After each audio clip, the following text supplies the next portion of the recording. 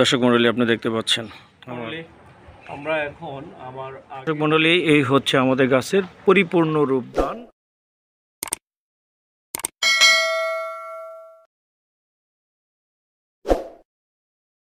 আসসালামু আলাইকুম দর্শক মণ্ডলী, কেমন আছেন? আজকে আমি আপনাদের সামনে উপস্থাপন করব আমার শখের বাগানের চতুর্থ পর্ব। আমি আজকে এই বৃষ্টির দিনে আমরা আজকে লাগাবো লাউয়ের চারা। আমি 7টি লাউয়ের চারা নিয়ে এসেছি, আর সিজনাল লাউ থেকে আমি প্রায় 14টি লাউ খেয়েছি আলহামদুলিল্লাহ। তো ভালো, আমার এখন সবজি মোটামুটি কিনতে হয় না। তো বৃষ্টির সিজন প্রায় শেষ পর্যায়ে আছে। তো বৃষ্টির সিজন শেষ হয়ে গেলেই আমি আমার সিজনাল অর্থাৎ শীতকালীন সবজি লাগাবো। তো দেখতে থাকুন আমার শখের বাগান পর্ব 4 আলহামদুলিল্লাহ। আর আপনারা দোয়া করবেন আমার শখের বাগান যেন অবশ্যই ভালোভাবে ফসল আসে। তো দেখতে থাকুন দর্শক মণ্ডলী, আপনি দেখতে পাচ্ছেন আমার চারাগুলো। আমি চারা সংগ্রহ করি আমাদের এলাকার একজন ভদ্রলোক আছেন, বয়স্ক মানুষ, ওনার কাছ থেকে আমার সমস্ত চারাগুলো সংগ্রহ করে থাকি। তো আলহামদুলিল্লাহ ওনার কাছ থেকে এখন পর্যন্ত যতগুলো চারা নিয়েছি, কোনো চারাতে আমি কোনো সফল হই নাই এই কথা বলতে পারবো না। সবগুলোতে আমি বেশ ভালোই সফলতা পেয়েছি।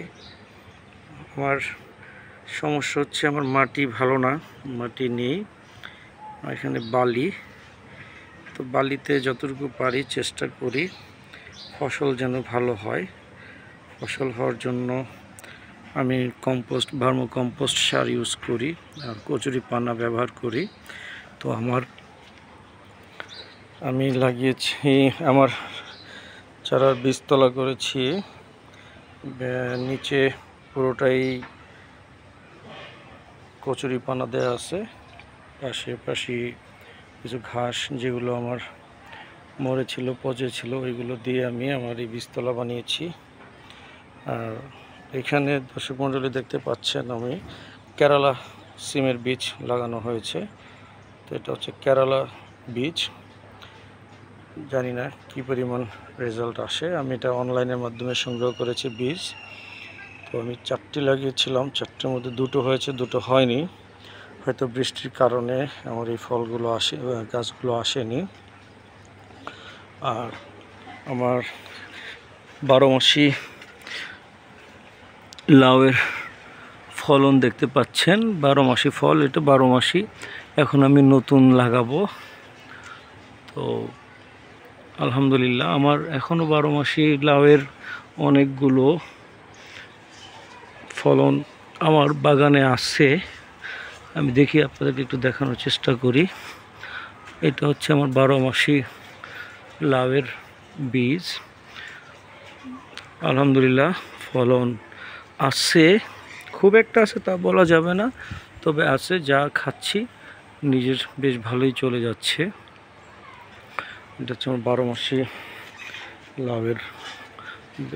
লাউ গাছ আলহামদুলিল্লাহ। আর আমার এখানে দেশি সিমের গাছ অনেক বড় হয়েছে, অনেক ঝাঁকা পুরোটাই ভরে গেছে, বাট এটার রেজাল্ট আমি এখনো পাইনি। হয়তো আর কয়েকটা দিন আমাকে অপেক্ষা করতে হবে। তো বেশ গাছ কিন্তু বেশ হৃষ্টপুষ্ট হয়েছে। আমার এখানে দুন্দুল দেখতে পাচ্ছেন, দুন্দুল খেয়েছি, প্রচুর পরিমাণে দুন্দুল খেয়েছি। তো দুন্দুল আমার প্রায় 2-3 মনের মতো হবে। আমি সর্বসাকুল্যে আমি দুন্দুল খেয়েছি, ভালো হয়েছে। তুমি এনে কেন মণ্ডলী, আমরা এখন আমার আগের যে ছিল, এই বীজতলা ছিল, বীজতলার মধ্যেই আমি আজকে আরও 2টো চারা আমি এখানে দিব। তো চারা আমার এই জায়গায় আগেই আমার ভার্মো কম্পোস্ট এবং জৈব সার দেওয়া আছে। এবং জৈব সারগুলো আমি সাধারণত আমার বাসায় যে সবজিগুলো আছে সেগুলো আমি পচিয়ে তারপর সেগুলোকে আমি ব্যবহার করি। তো খারাপ না, রেজাল্ট ভালো আসে। তো আমি ঠিক এই জায়গায় দুটো চারা লাগাবো। এইখানে দুটো চারা লাগানোর পর বাকিগুলো আমি আরও অন্যান্য জায়গায় লাগাবো, যেখানে লাগাবো আমি আপনাদেরকে দেখাবো। কেটে দেবো,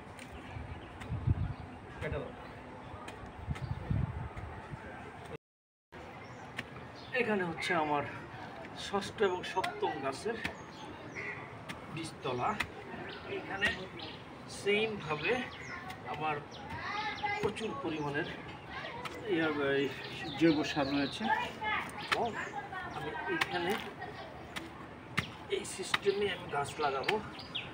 আমি এইভাবেই গাছ লাগিয়ে আমি রেজাল্ট পাচ্ছি। জৈব সার ভার্মোকম্পোস্ট প্রতিটা জায়গাতেই, প্রতিটা বীজতলাতে আমরা দিয়ে দিয়েছি। তো এখন আমরা গাছ লাগাবো। আপনারা দেখুন আমরা গাছ লাগাচ্ছি এবং আশা করি 15 দিন পর ঠিক এই আজকে শুক্রবার, আগামী 12 তারিখ বা 13 তারিখের মধ্যে একটা শুক্রবার আছে, ওই শুক্রবারে আপনাদেরকে ইনশাআল্লাহ একটা আপডেট দেখাবো। আমরা চারা লাগাচ্ছি। তো বিসমিল্লাহ, সুবহানাল্লাহ, আলহামদুলিল্লাহ, লা ইলাহা ইল্লাল্লাহ, বিসমিল্লাহির রহমানির রহিম, আল্লাহুর রহমানুর রহিম। গাছ লাগিয়ে দিলাম। এটা হচ্ছে প্রথম গাছ, 7টি গাছের। আর এখন লাগাচ্ছি দ্বিতীয় আরেকটি গাছ। পর্যায়ক্রমে আমরা 7টি গাছ লাগাবো। বিসমিল্লাহ।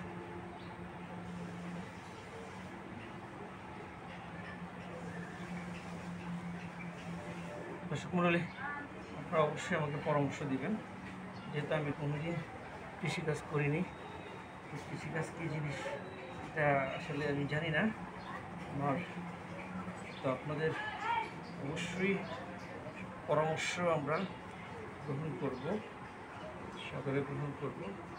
তো আমরা অবশ্যই প্রত্যাশা করি আপনারা আমাদেরকে পরামর্শ দিন। মণ্ডলী, এই হচ্ছে আমাদের গাছের পরিপূর্ণ রূপদান। আমরা প্রচুর পরিমাণে কচুরিপানা দিয়ে দিয়েছি এবং কচুরিপানাই হচ্ছে আমার মূল জৈব সার। আমরা কোনোভাবেই, যেহেতু আমাদের মাটি ভালো না, সেই জন্য আমাদের এই কচুরিপানাটা আমরা ইউজ করে থাকি এবং আলহামদুলিল্লাহ বেশ ভালো রেজাল্ট পেয়ে থাকি। আমার সবগুলো গাছেরই কচুরিপানা পর্যাপ্ত পরিমাণে থাকে। তো ভালো থাকুন, আমাদের জন্য দোয়া করবেন। আর যাওয়ার বেলা শেষ আমার একটি কমন একটি মেসেজ, আপনারা পলিথিন ব্যবহারে সতর্ক হন। যত্র পলিথিন ব্যবহার করে পরিবেশের ভারসাম্য নষ্ট করবেন না। আসসালামু আলাইকুম ওয়া রাহমাতুল্লাহ।